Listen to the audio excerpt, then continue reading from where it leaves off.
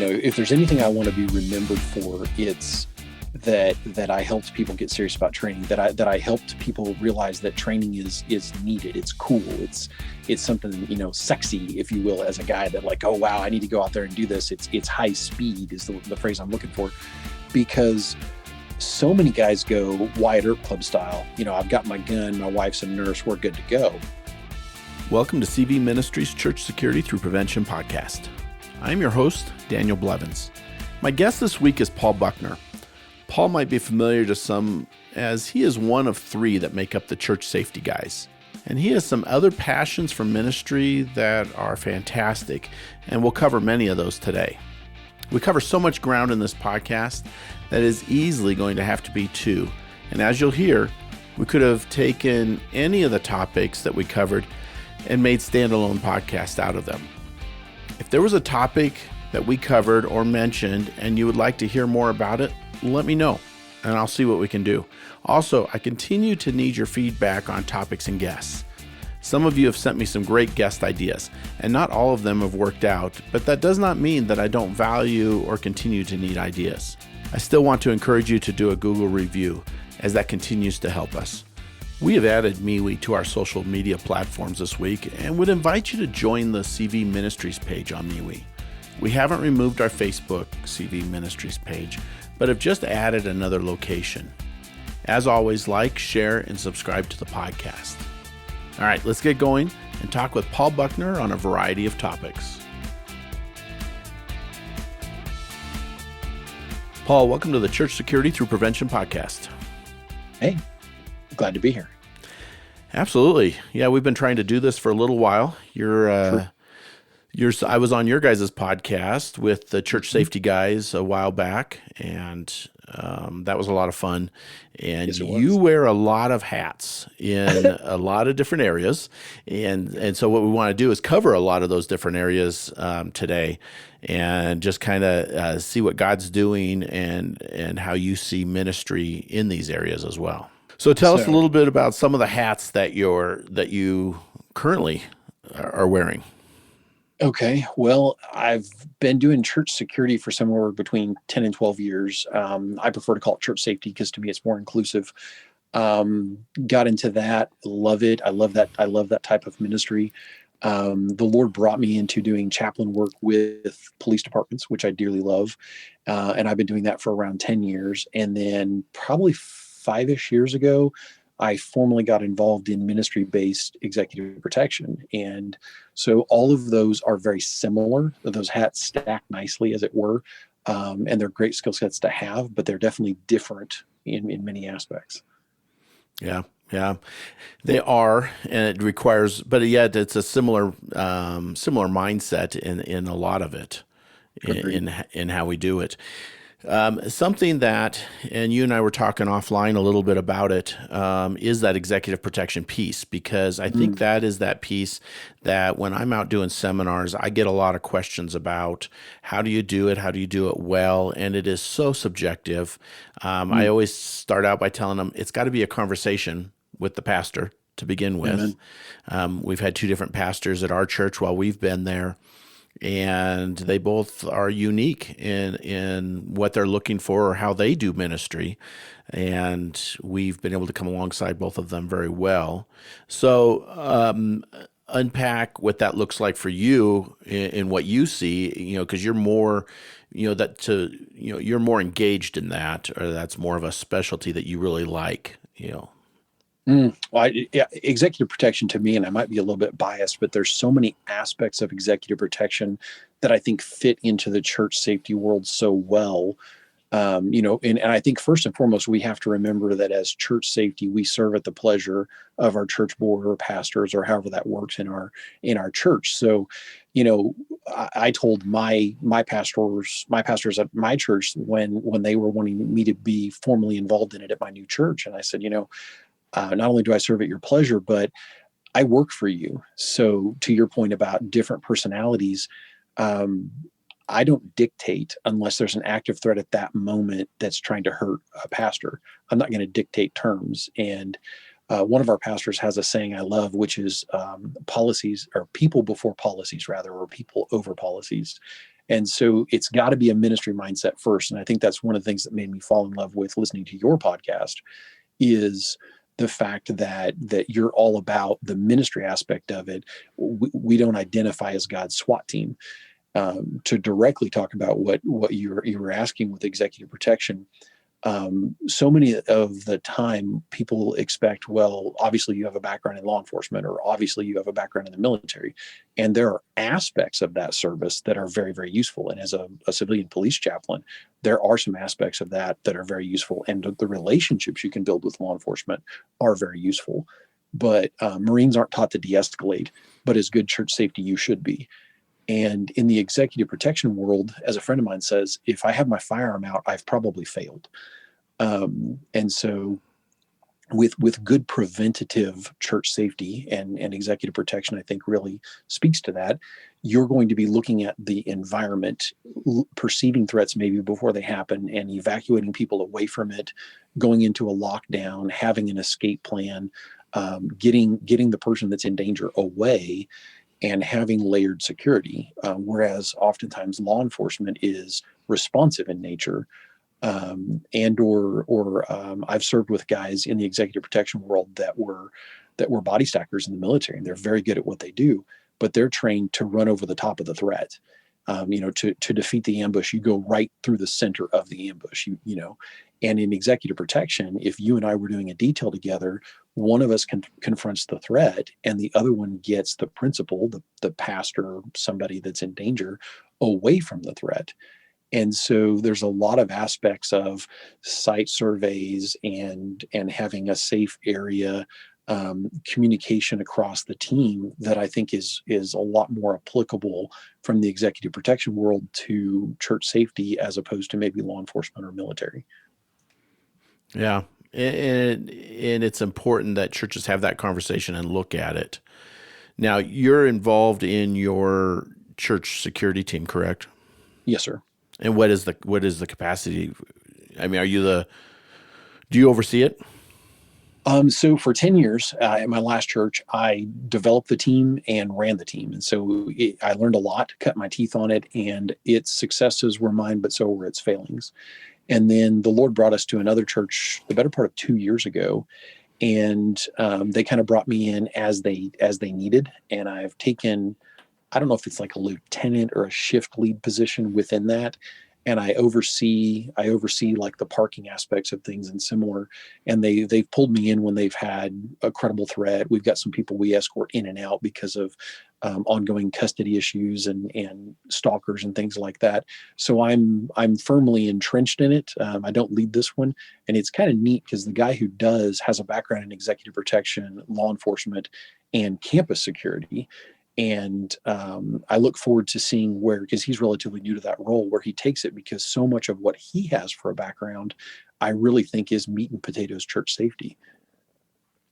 Yeah, and I've often, as we were talking about a little bit ago, and you just kind of talked about too, is, I've often said that, that it's not necessarily the military guy or the law enforcement guy that makes the best leader, and doesn't mean it can't happen, or that it doesn't happen.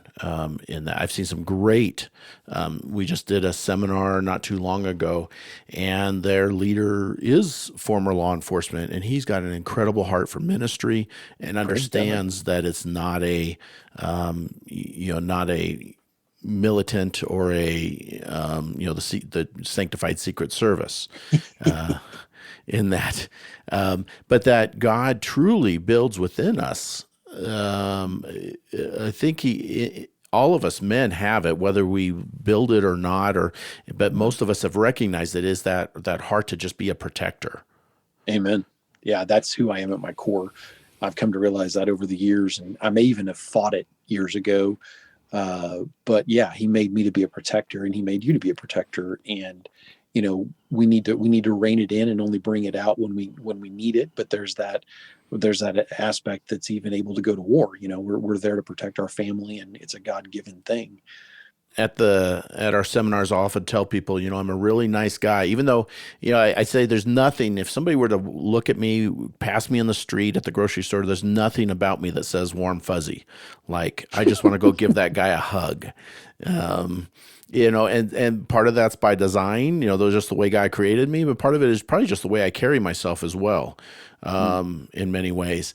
But yet, once people get to know me, then it's totally different in that. But it's like I can be a really nice guy until it's time not to be a nice guy. Yeah. And that's really what we train for is, it's training in both areas on how is God growing us to be that nice guy, to have that empathy and to be able to do ministry well. But then what are we doing to train when it's time, if that time ever comes, to not be that nice guy? One of the young police officers that I chaplain, we'd had a particularly rough night, and I do chaplain work in areas that have very small budgets, very small departments. They don't have enough equipment, and you almost never have backup. And so I was with an officer one night, and a guy was getting ready to go to jail, had been violent and had warrants, and he glanced at the officer's face, at his sidearm, and at me. And I guess because I'm pretty happy-go-lucky, is my default setting is kind of a Barnabas.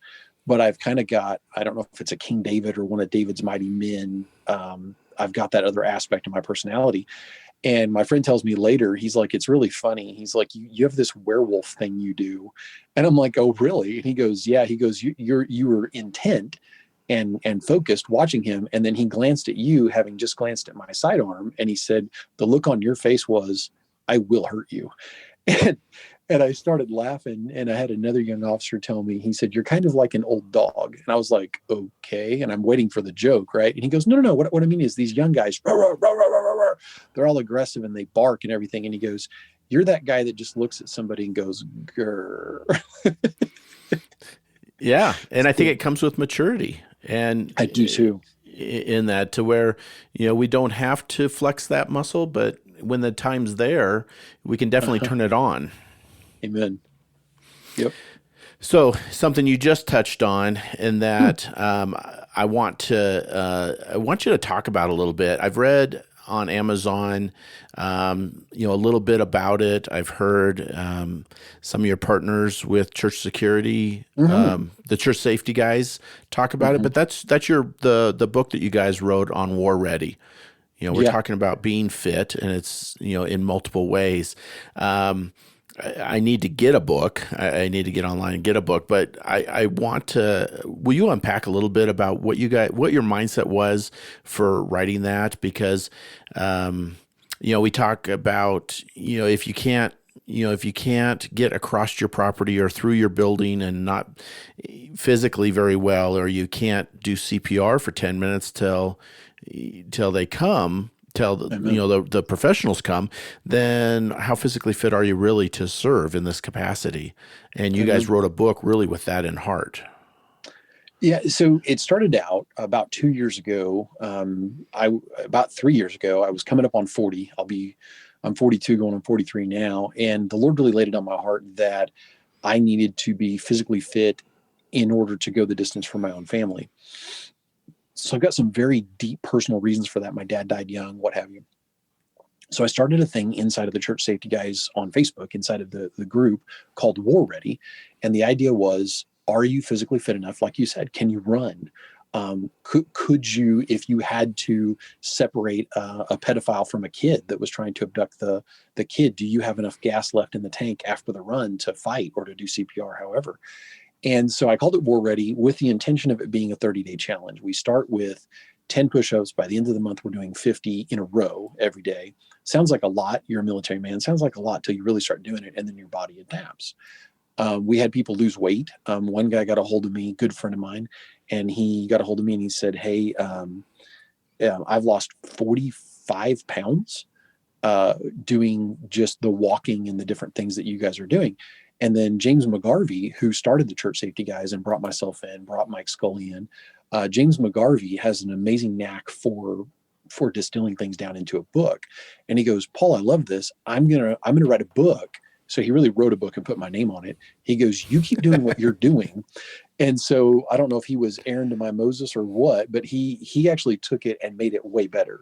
He wrote down a lot of the things we talked about, and then actually unpacked them even more and made them deeper. And so really, it's a 31-day journal, like not really a journal, but like a devotional that with a focus on being emotionally, spiritually, and physically fit. And that resonated with some people, and it really touched my heart. I never would have thought that my name would have been in print, especially like that. And James has 3 other books out there. And so God has really opened that door. He has an amazing talent. And so it was really cool to see people resonate with something like that. And I would ask questions. And I think that may be one of my gifts. A lot of times it's really hard to get through somebody's forehead. So I try to come in through the back door.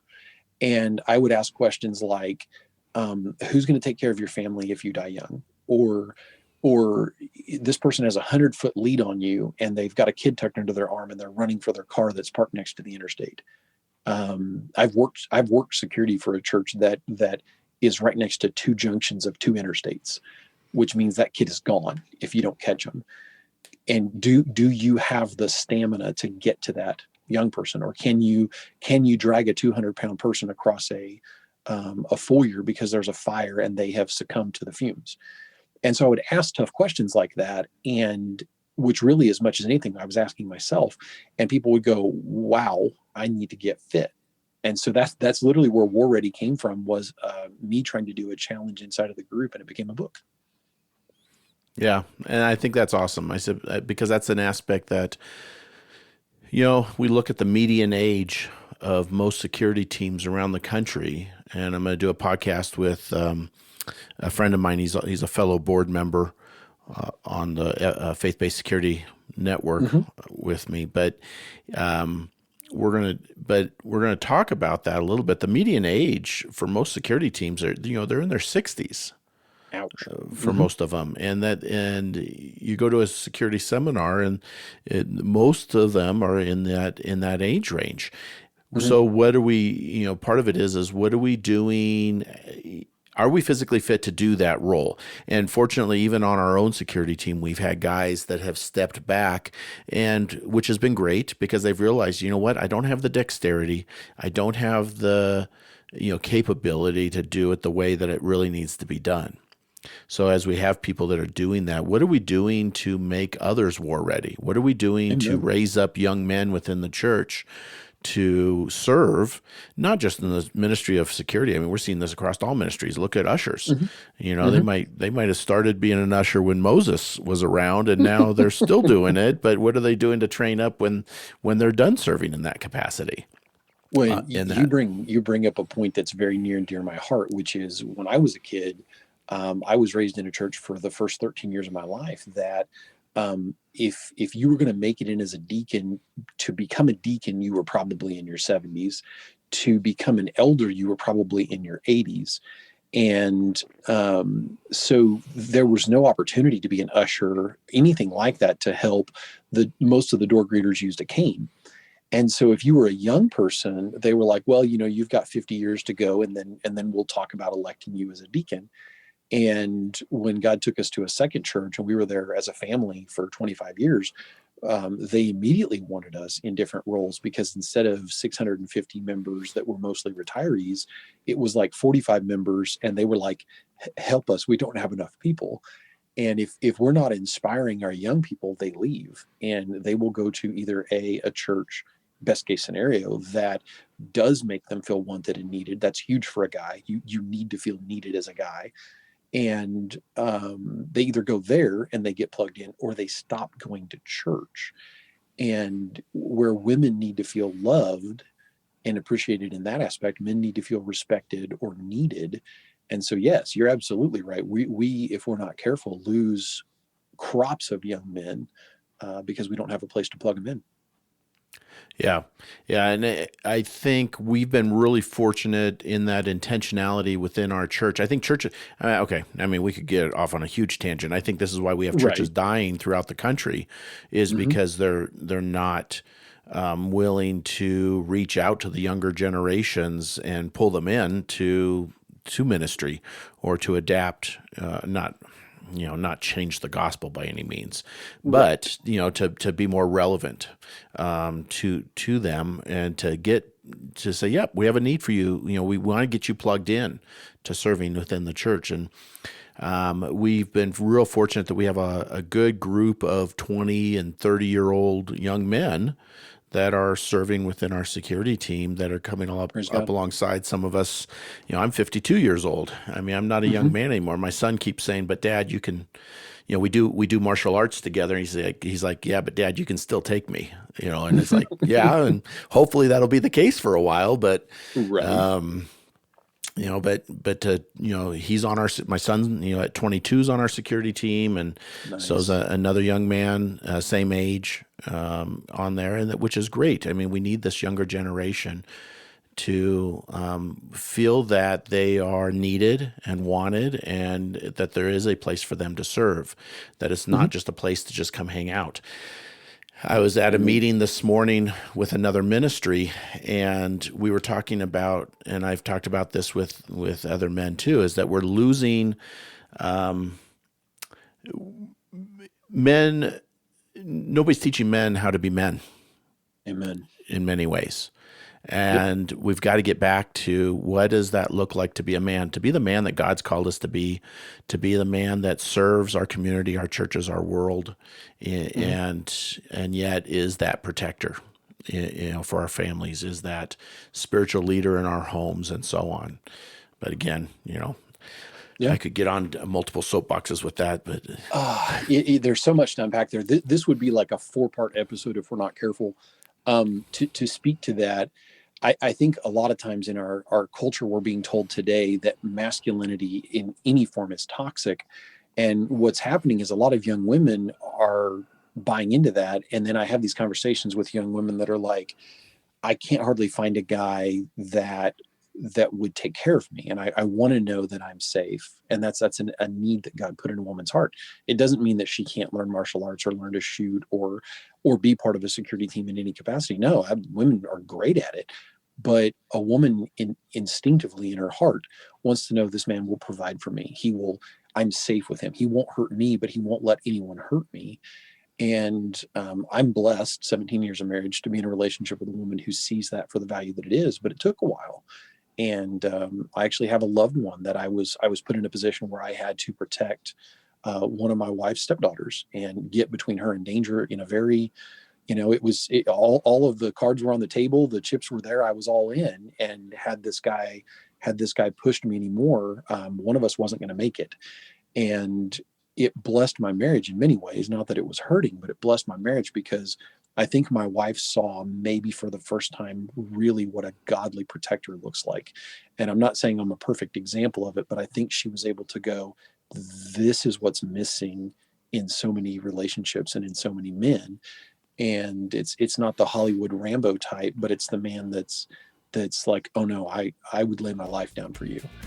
we just want to take a quick break here to let you know how to contact us and where to find out more about our national seminar. I see communities that may know why church security is important, but they may not be doing anything about it or don't know how to do it well. Our national seminars are for ushers, greeters, children's workers, staff, volunteers, your security teams, and other ministries in your community. We say that this is a level 1 training that is designed to help equip you to serve well in your various ministries while maintaining a safe place for people to come. Getting churches on the same or similar page when it comes to security will only make the community safer as well. The easiest way to find out more information or to contact us is to go to cv-ministries.com. There you'll find a variety of training DVDs and books, with more being developed all the time. There's also a place at the bottom of the page where you can sign up for our monthly newsletter and to be able to get more information. We would love your feedback on topics or guests that you would like to hear on future podcasts. Okay, now that we have that out of the way, let's get back to the podcast. So yeah, I could get off on that one too. Yeah, because people may not realize, and I bring it up quite a bit in the seminar, but our relationship with Christ, the way He's called us, is directly proportional to how we serve, how we react in situations, our discernment, the words that come out of our mouth when we're stressed, It's, I joke about, that, you think you're a great communicator. Well, ask your wife. She'll let you know whether you are or not. It's true. And I actually use a video of an officer he's got a lot going on and he's really kind of stressed, but he keeps repeating the same phrase to this guy because really he doesn't want to shoot the guy. And he's just trying to think, trying to get his mind going. Well, we get into that loop if we're not prepared. Somebody comes at us, verbally insults us or cuts us off the road in our personal life or whatever the case is. How we react is directly proportional to well, okay, where is the fruit of the Spirit in our lives? In that. And if we're not practicing it in our personal lives, then if we have an incident at a church, medical or otherwise, what is our reaction going to be to those around us? Yeah, I think you say this, but I know it's a saying in the military and out into the civilian world, which is the body cannot go where the mind has not been. And as Christians who are in a security safety mindset, if we're in that kind of ministry, we need to be as in love with God as we can be, and we need to have that ministry focus first. The last thing we ever want to do is hurt someone, but at the same time, it's still on the list. And that confidence that comes from training, all that stuff telegraphs. I'm much more concerned about the guy who calmly gets up and says, "Sir, I need you to leave. I need you to step this way with me. I'm going to escort you out of the building." I'm way more concerned about what that guy's capable of doing than the guy who gets up and drops 3 F-bombs. Because, and I mean, I don't know how to sugarcoat that. There's people that fly off the handle and their first thing that they go to is anger and rage. I'm much more concerned about the guy's skill set that looks at me calmly with a little smile and says, "Well, I think it's time for you to leave."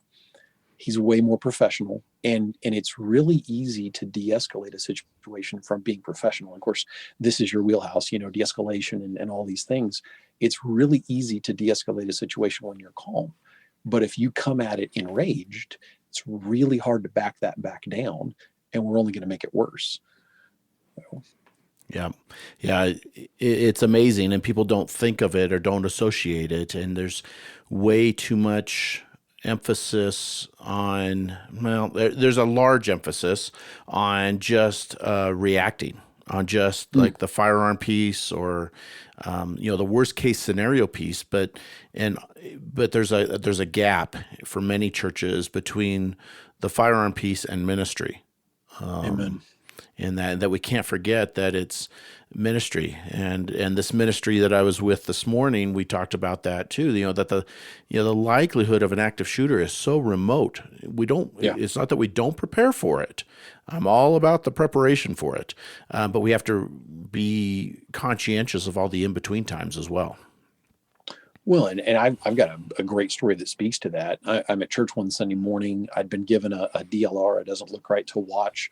I had been asked specifically to keep an eye on him, and we have some pretty loud worship in my church. And this guy walks up to me and says something. His face is flushed, and he's a big dude. I'm 6'4" and about 220, and he's like 6'2" and probably 275 pounds. And he's built like a linebacker, and his face is flushed. He's obviously agitated, and I can't track what he's saying. And he steps out the door, and I thought, I wonder if he's like as flushed as his face was. Does he have a medical condition? So I'm kind of watching him. He steps back in, and he's loudly trying to say something to me. And so I motion to my ear, and I step out into the foyer, and it's vasoconstriction, body language. He's leaning forward slightly. He's pumping his hands are pumping in and out of fists. And so, I mean, obviously he's agitated.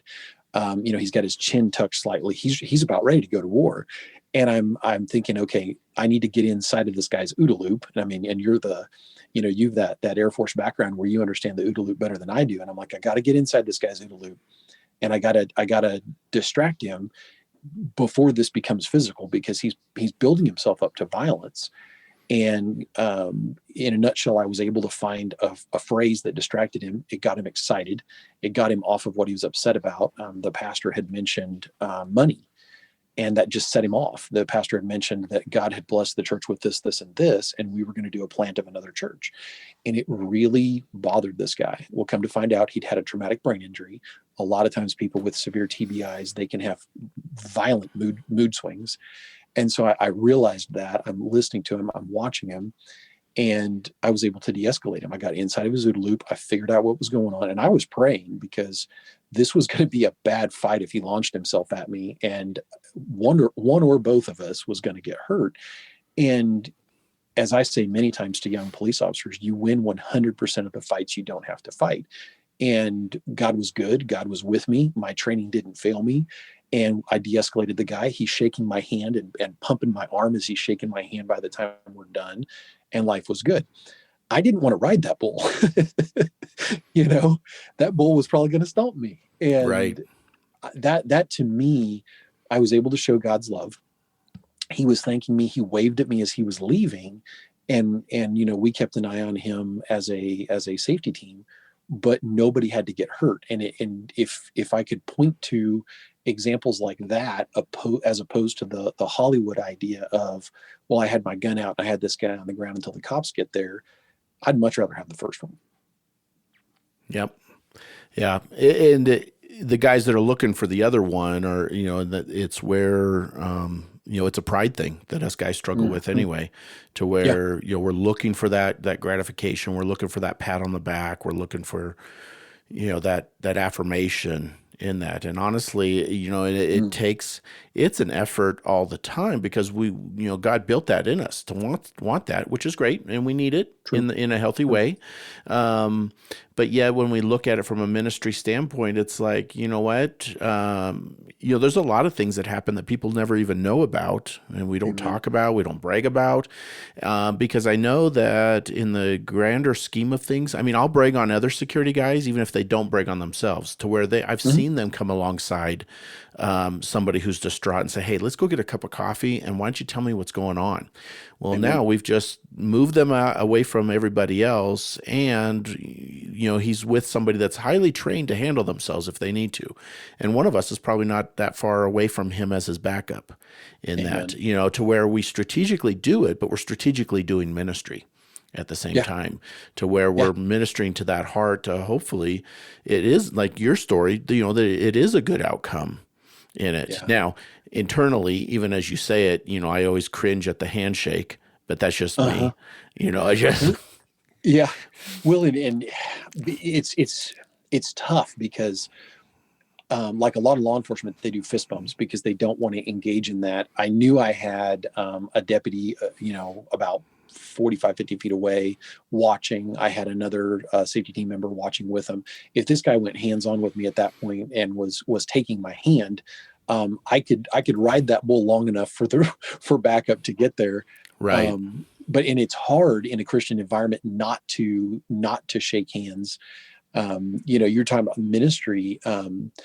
Sometimes when you're doing church security, church safety, things are going to happen. And again, the body cannot go where the mind does not bend. We had a Sunday morning where a guy was walking up. There's like 400 people streaming into the building. And as he's walking up, I see a clip on Uncle Mike's holster with a snap over the top with a handgun in it, and it's kind of flopping on his hip. He knows what he's doing. Yeah, exactly. He's highly trained. Yeah, exactly. And James kind of teases me because I about have a Tourette's episode when I hear the name Uncle Mike's holsters. It's like, I start having flashbacks. And but it's one of those things that obviously he didn't know what he was doing, and he's got his family with him, and I get it. I'm pretty libertarian at heart. He wants to be able to carry his firearm with him. I'm definitely a Second Amendment supporter, but property rights and state law and blah, blah, blah. And so I engaged another member of our security team who has a good background and a background that, having heard who he's trained with and how he's trained, I'm like, you can have my back any day. And so he comes out and we got kind of an interview. And so I'm direct on with the guy, and I'm a firm believer that why escalate when you don't have to. And so I walked up and I said, hey, if I could have a quick word with you. And he's like, he kind of smiled at me. Like, you could tell he's like, yeah, I know why you want to talk to me. And I said, I see your firearm on your hip there. I said, I'm a firearms guy. I'm pretty libertarian at heart. I said, this is not an open carry friendly church. I said, so I apologize. I can't let you come in with it. I said, Missouri state law, you have to have the permission of the pastor to carry inside of the church. And he's like, oh, okay. And I said, so we want you here. I said, have you ever been here before? And he's like, no. And I said, man, you're going to love it. I said, the sermon this morning was great because I got fed at an earlier service and I was serving at the next two. And he says, oh, okay, cool. And I said, the worship is just amazing. I said, we want you. And I looked him and his wife and his kids in the eyes. And I said, listen, we want you here. I said, but I just can't let you come in with your sidearm. And he's standing there and you can see him kind of thinking like, do I want to walk all the way back out there to my car and come back? And I said, as he's thinking this, I said, just so you know, we do have an armed security detail here at the church. And to me, that accomplished two things. It should put him at ease, if he's a good guy, that his family's protected. Secondly, if he has anything in his mind about doing harm, which he did not, it would make him go, maybe not a soft target. So he stands there for a few seconds and you can tell he's thinking, if I wait long enough, is he going to acquiesce? Is he just going to give in? And then I said, where did you park? And he's like, way out there. And he kind of points and I said, man, that's a long walk. I apologize. I said, but I'm going to have to ask you to put it back in your vehicle. And so he's like, okay, I'll be back in a minute. And so he leaves, goes back out there, comes back up to his family. And then here comes so the first part's a soft touch. Here comes the ministry aspect. He comes back up. They're feeling awkward. Another couple has joined them. There's like 8 or 10 of them at this point standing out front. And you could tell he was a little bit embarrassed. And so I talked to a couple of the guys on our detail and I said, listen, I'm going to go back out there and invite him in and give him a quick tour. And the way our church is laid out, you can see most of the church from the foyer. So I stepped out and I said, hey, would you guys like the 50-cent tour? Yes, we would. So I brought him inside, showed him where the sanctuary was and the nursery and our kids areas and all this stuff. Here you can get your coffee. Here's where the restrooms are. And I said, you're absolutely going to love it. And so the guy that runs our security team actually told me, he's like, I want you to write what you did down. And that's going to become part of our SOP for dealing with visible weapons. So to me, if you can turn a negative into a positive, you win. And there was no reason to walk out there with my hand on my weapon and go, sir, stop right there. Why Right. make it worse than it was, right? So. And you're fortunate in that, because I don't know that that's everybody's situation or everybody's going to experience the same thing, because a lot of your open carry guys are doing it to be noticed. They're doing it. They're looking for the confrontation in that, to where it doesn't matter how nice of a guy I am, that they've already played this scenario through their head, that they know they're going to react. They know they're going to put up an attitude or a stink or whatever the case is, regardless for the fact that it's in church. It's kind of funny. Our local law enforcement that work at our church, we've become great friends with them over the years, and Praise God.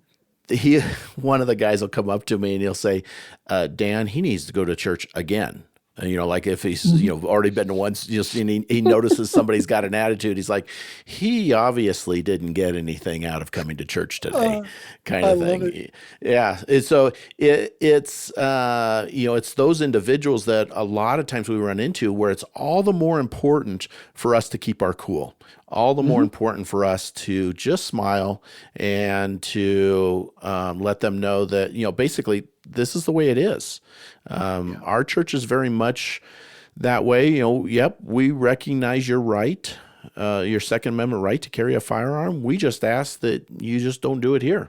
And we tell them, we used to have it posted on our website that we have a well-trained, well-armed security component to our team, safety component to the church that will respond to something. And for your safety and ours, we don't want you to.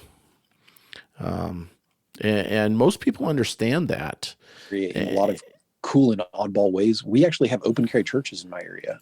We have some old school cowboy churches that people carry, and so like folks who are like in a big inner city area, metropolitan area, they're like, what? And I have a couple of friends, I grew up around horses and riding and different things. And I've got a couple of friends that the only people in their church that aren't armed are the kids. And I like and don't like aspects of that. And there are people that dearly love going to church there for several different reasons. And if you're looking for a church and you want to be able to wear your pearl handled pistol, I can recommend a couple. If you want to know that you can immerse yourself in a service, knowing that the watchmen are watching over the city prayerfully, then maybe my church might be a better fit. Yeah, we've been to, as I traveled with sheepdog seminars for years, we went to a lot of cowboy churches. And one of the best ones we ever went to was down near Cape Girardeau, there in Missouri. Cool. And it was, it was just a great atmosphere of ministry. And yep, there's a lot of open carry. There's one out in here in Colorado that we've been to, a lot of open carry. But in many ways, it's still very much a head smack for watching some of these guys carry, and knowing and to hear the frustration from the security director at some of these churches that are like, yeah, they just feel that because they have it strapped on their hip, they're good to go, and that yet they might shoot once a year, or maybe they haven't shot since World War II, but they think that they're going to rise to the occasion. Instead, they're going to sink to the level of their training. Or the lack thereof. Or the lack thereof, right? And so you hear he says, I just can't get people to come to training in that, and it's like, well, okay, so. Before all of COVID, we were actually going to go to a cowboy church and do a seminar, and he couldn't be more excited because I addressed that stuff. He wanted them to hear it from somebody other than himself. That's great. I have an open carry holster specifically, for that, because I've trained ministries that want open carry. Great. Then, I'll make sure I have the right gear to do that. But it's just kind of, it's kind of comical, but yet kind of sad that, that they have to struggle so hard to get people just to train. You'd think, okay, you've got your gun, you're wearing it. Who wouldn't want to go train on how to be more proficient in it? Well, and this again could be an entire episode to itself, because you and I are so similar in our mindset on this. If there's anything I want to be remembered for, it's that I helped people get serious about training, that I helped people realize that training is needed. It's cool. It's something, sexy, if you will, as a guy, that like, oh, wow, I need to go out there and do this. It's high speed is the phrase I'm looking for, because so many guys go Wyatt Earp Club style. I've got my gun, my wife's a nurse, we're good to go. Oh, no, not even close. And I had actually shared with you offline, I was sitting in on a church security meeting and kind of the fly on the wall, and a guy actually commented, and he did everything but tuck his thumbs into his belt and lean back. And he goes, well, I'm just going to tell you, boys, if what you're shooting at ain't moving, you're just wasting your time. And what he was saying is, as a deer hunter, I think I'm better at this than you are, because you kill paper at a range.